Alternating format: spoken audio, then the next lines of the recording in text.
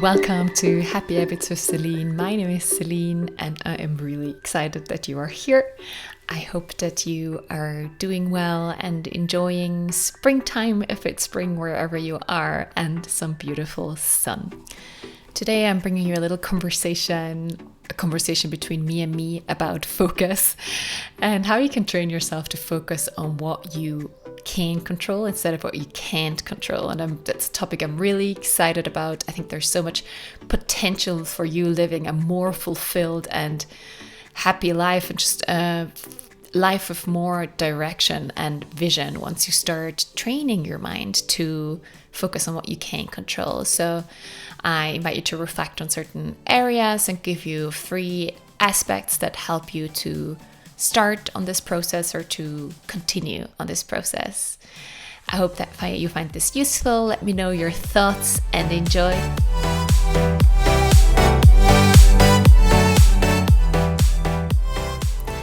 Welcome to this conversation on focus and focusing on what you can control instead of focusing on what you can't control. So what is focus? Focus, I'm sure you have something coming to mind right now what that means to you. To me, it means paying attention. Paying attention to what I think, what I do. It is like when you are taking a picture and at first the vision is very blurry and you can't really see what is in the picture, and then you're adjusting the settings on your camera or you're pressing a button so that the lens is focusing, and then you get that clear vision. That's what focus is. And why should you focus on what you can control instead of what you can't control? Because it's a choice. We all have a choice on what we are focusing on. Sometimes it doesn't feel that way. Sometimes it feels like thoughts are just coming upon us or feelings are just coming upon us. But we do have a choice. And so this is what this podcast episode is all about. And we're going to look a little bit at that choice. And I'm going to walk you through 4 steps or 4 aspects that help you to gain focus and to keep your focus on what you can control instead of what you can't control. So let's first look at what happens if you focus on what you can't control. We can take Corona as a perfect example, because now that we're more or less 1 year into this crisis and 1 year into maybe different aspects or different stages of lockdown, I think it's a great time to reflect on this and what this has brought into the world. And you have 2 kinds of focus that you can have on this situation. So the first focus would be focusing on all that you can't do and all the freedom that is taken away from you, and also the loss that comes with this situation. And I'm not saying or defending anyone's decisions and how this situation is handled. This is not what this is about. It's more about looking at how you choose to view it. So if you focus on what you can't do, that you can't travel, that you can't see your friends, that you can't go to the gym, what you are putting your focus on is lack and what you can't do. What you're feeling consequently is the helplessness. It's hopelessness also to a certain extent. And helplessness is really, really interesting, because what happens when you feel helpless is that you feel like there's nothing you can do about it. And that is a very bad place to be in, because when you feel like you can't do anything about it, this feeling even increases, and that's where overwhelm and even anxiety kicks in. If, on the other hand, you choose to focus on what you can learn out of the situation, you choose to focus on maybe all that extra time you are getting from this situation. So maybe you finally have time to establish a great morning routine. And I personally think this crisis is a great opportunity for all of us to really have a very close look at our lives and to see what is working and what isn't working. Because what happened or what is happening is that a lot of the distractions are taken away from our lives. We love distracting ourselves and numbing our feelings. And that works for a certain amount of time. That might even work for a lifetime. But this crisis is really an opportunity for you to look at your life and take a really close-up look. What is working? What is not working? What are emotions that you are not processing, but that you're kind of numbing with food or seeing people or doing things? And most importantly, to come back to focus. How are you choosing to respond to this situation? Because I believe life is a playground for growth and for learning. And if you want to, Corona is like an accelerated big chunk of learning that you could have. Or you can view it as lost time or losing a year. It's your choice. So let's get to step 1. What can you actually do to focus on what you can control? So step 1 or aspect 1 is train your focus. We love training our bodies because we see that physical impact it has on our bodies. But it's the same with your mind. You can train your mind and you can train your focus. And what this looks like is really training your neuroplasticity. Because it's not like you're born and that's the way it is or that's how it is. You are constantly changing and evolving, and so is your brain. And so if you're used to always seeing the negative in a situation or seeing what you can't do or seeing everything that is taken away from you, that is a certain neuronal pathway that you have driven on a lot. So it's like a road that you travel on a lot and that is very strong in your brain. So that is how you will respond most of the time. So if you want to focus on what you can actually learn out of something or focus on what you can control, that will be a different road in your brain. And you can train that neuronal pathway and make it a huge highway if you want to. But it takes training and it is a choice, and it's also taking responsibility. You know that when you're eating junk food, you're not doing good to your body, you're not eating something healthy. So you know that when you're responsible, maybe sometimes you want to eat junk food, it's fine, but like 95% of the time, you know how to feed your body well. It's the same with your mind. It's taking responsibility for what is going on up there, for the thoughts and the neuronal pathways that you are creating through your behavior and through your actions. And so how can you train your mind and create new neuronal pathways? It's about carving out the time to do it, if you want to talk in preventative terms. So best time of the day, I think, is in the morning, taking time to sit down, write down your goals, write down what you want to focus on. The best way, I think, is to start meditating. And there's so many great resources out there, so many great guided meditations that really help you to train that focus. You can do hypnosis, which is an awesome other tool to really train that focus. But it's really about making this a priority and creating time for it. And I think if there is something Corona is giving us, it's time. And you can choose how you want to spend that time. Maybe you're thinking right now, but I focus a lot on what I can't control, or I focus a lot on the negative. There's a lot of these thoughts coming. Well, you are not alone in this. If you are looking at our brain and what it has been designed to do, it has been designed originally more to keep us alive, to help us survive. It's there to signal danger. So our brain isn't necessarily wired to be happy. And so you might know this of yourself when you see these little horror scenarios in front of your inner eye, that what might happen, or you kind of go with it, and this whole story develops in your mind of what could happen if this person says this, and then if corona gets even bigger and the whole species will be extinct. Of course, this is an exaggeration, but you get the point. You know what I'm talking about. So yes, there's a natural tendency, let's say, of the brain to focus more on these things.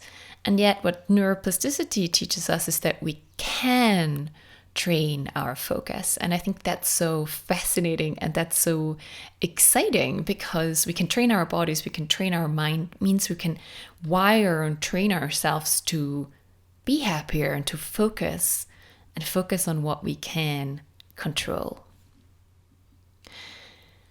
So this brings us to some questions that can really help you to assess a certain situation. So maybe you want to take corona, maybe you want to take another thing in your life that you feel like is overwhelming you at the moment, or that is bringing you anxiety. Then just take that.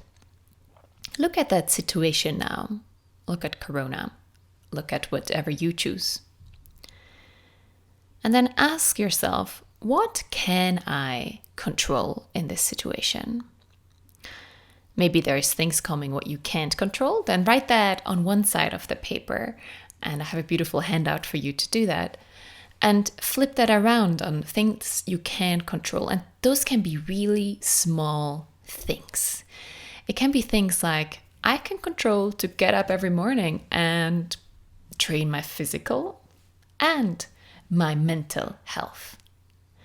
I can choose to use this time to start a project I've been wanting to start for a long time, or to take a class that I have been wanting to do. Or I can shift my mindset from, I really hate this corona crisis, I just want it to be over, I'm just waiting for the day that it is over and things are going back to normal. You can shift that mindset to, this is a great playground. It's like training for an Ironman. So I am choosing to see this as a training.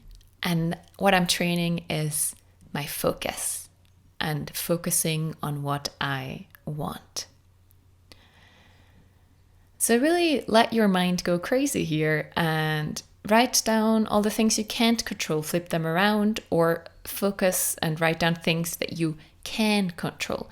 And there are so many things that you can control in any given situation. And the most important thing is you can always control your mindset.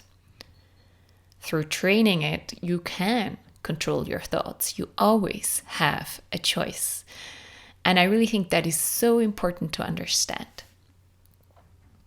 So let's look at when you have done this, take your time to do this. It's great to really get things on paper because it helps you get out of your head. And let's look at a situation where you might feel overwhelmed in that situation right now. Let's take another example. For example, you are in a discussion or a fight with your partner. And in your head, this whole story is evolving of how your partner is not reacting in the way that you want. And that is kind of a sign of how he's not good enough in a certain area. And that just kind of means that your relationship is not going to work, because if he's like that and you're like that, it's just not compatible. And you start creating this whole story, and then you see yourself already trying to think about, should I break up? Is this making any sense? Is this not making sense? And you get the picture. You can create your own story in your head. So once you catch yourself, because sometimes you might catch yourself very quickly when you go into these stories, or when you start focusing on what you can't control, or you start focusing on what is going bad and the negative. Once you catch yourself, quickly, or maybe sometimes it takes some hours. It's okay too, it's a training. Then snap yourself out of it. So the greatest thing to do is to do something with your physical body. Because when you're so stuck in your head, it just goes on and on and on. And you are, I'm sure, very familiar with the thought circles and the stories you can have in your own head. And so you can snap yourself out of it. You can change your physiology by, for example, getting up, jumping, punching something, snapping, or really just shaking your head, or putting on a song and dancing, just doing something to break that story and break those thoughts and break that feelings, because by developing that story you will have actual emotions that will come up, because that is how it works. You think a thought, the emotion will come in your body. So first thing is snap yourself out of it. And then once you have that distance from you and your thought and you and your story, you can ask yourself, okay, what am I doing right now? What am I focusing on? Am I focusing on what I can control? Or am I focusing on what I can't control? And we can never control other people, but we can always control our response to certain things. And we can always control, as I said, our mindset about things. So, first question to ask, what can I control in this situation? Second question is, what can I contribute to make it better? What can I do? It's maybe asking a certain question, or telling the person how you really feel, or whatever it is in your case. Because once you have created that distance, and that is very important, it's creating distance between your thoughts and you, because you are not your thoughts. These are stories, and they're often programs that are running in your subconscious, and you might not be very in control of it. But the more you work on it, the more in control and the more focus you can have. The second aspect that is very important, in my opinion, is to accept that there is resistance and that there is discomfort in these processes and in life in general. It just is part of life, and we always need that resistance and we need that discomfort to grow. It actually means that you are growing. So once you really start training your mind, or if you're already on this journey, when you continuously train your mind, you will meet resistance and you will meet discomfort, and those patterns will come back. You might find yourself thinking the same thoughts again, and that's okay. That is normal. Really set this into the bigger picture. If you have been reacting or responding in a certain way for a long time of your life, this is hardwired in your brain. That's a huge highway with so many cars who have passed through it, like so many thoughts have passed through it. And so if you want to make a new highway, that requires time and training. So you can be patient with yourself, and it's okay to think those thoughts again, and it's okay to have a horror scenario in your head again. The training is catching yourself and bringing yourself onto your new highway that you want to be your new normal. And the more you do it, the more that highway will become your new normal.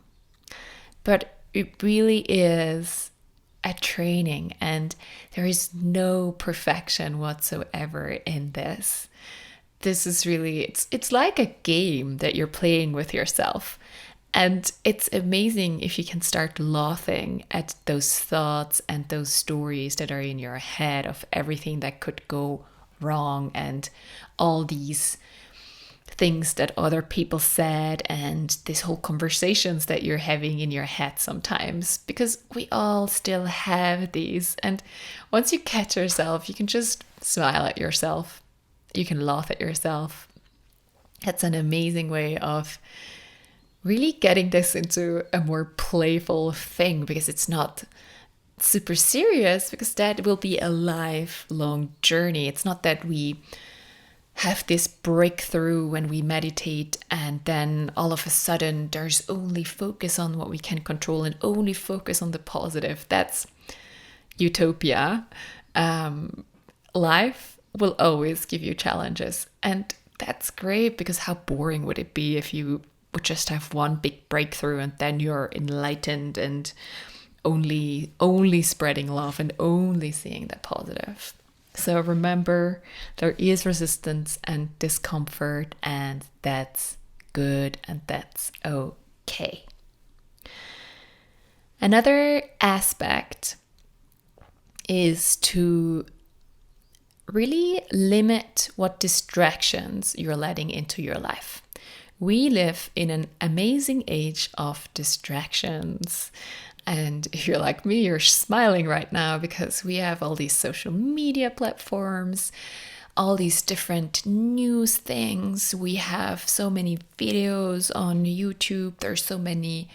Also, books can be distractions sometimes. There's just so much we can do to distract ourselves and stop ourselves from being with ourselves. And I'm not saying that it's not good to sometimes watch a video or to scroll on social media from time to time. That's all great. It's never about perfection here.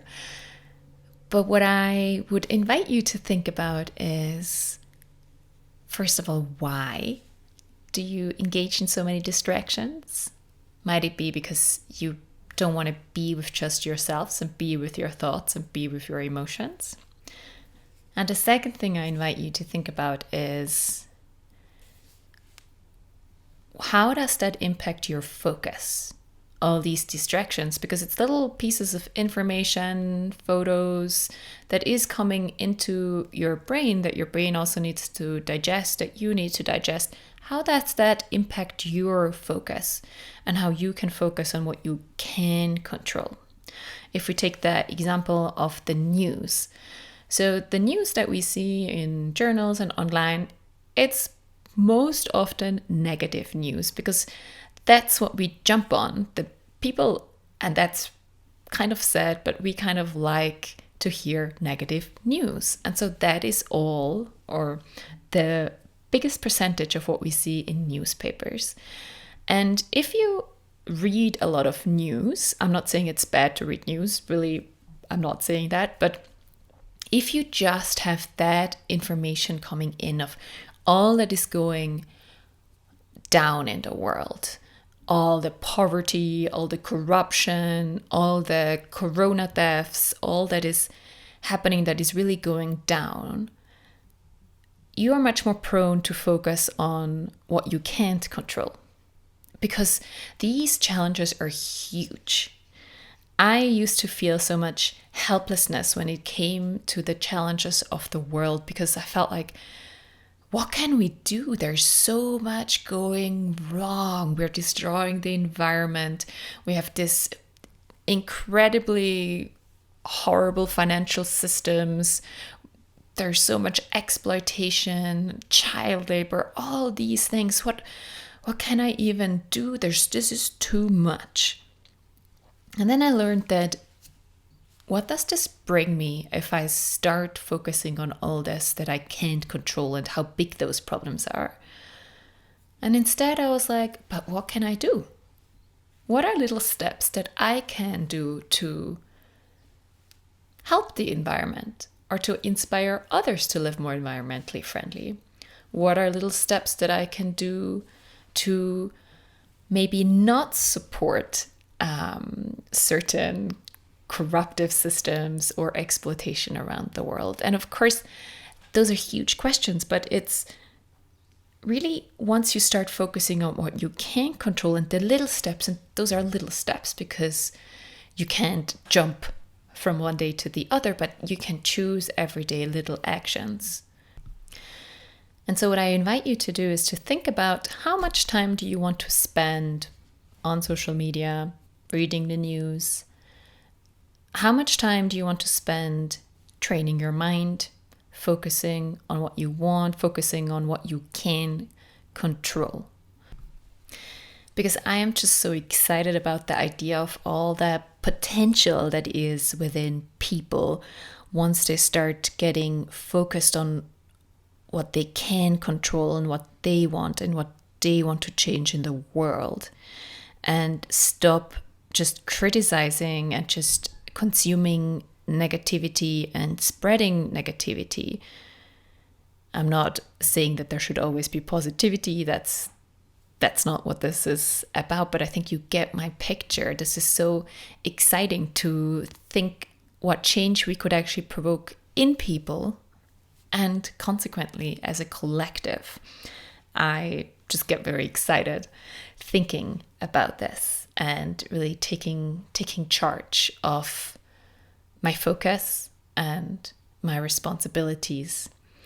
And it's really on a spectrum of discipline, because training our mind, it's like training our body, it requires some discipline. I think that's why we admire sports people who do these crazy things like ultra trail runs. I admire those people because I know that this requires discipline, and it really requires working on their mind, because they, I'm sure you know this, sometimes even just by going for a short run, you meet resistance in your own mind.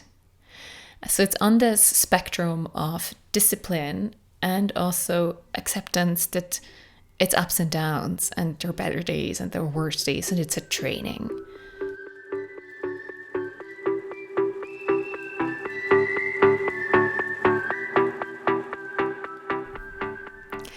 So these are some questions, thoughts I would like to leave you with today on the topic of focus and how you can train yourself to focus on what you can control, the benefits of that, some tools you can use to really train, accepting that there is resistance and discomfort that always comes with growth, and that it's an up and down and it's not a linear process. Like, life is never linear. And really start to taking responsibility of what distractions you let into your life and how much time you want to spend doing that to train your focus and to get focused, because I'm so excited about you becoming more focused. And if there's one important thing as I want to add, it's there is nothing wrong with you. It's normal to have these negative scenarios.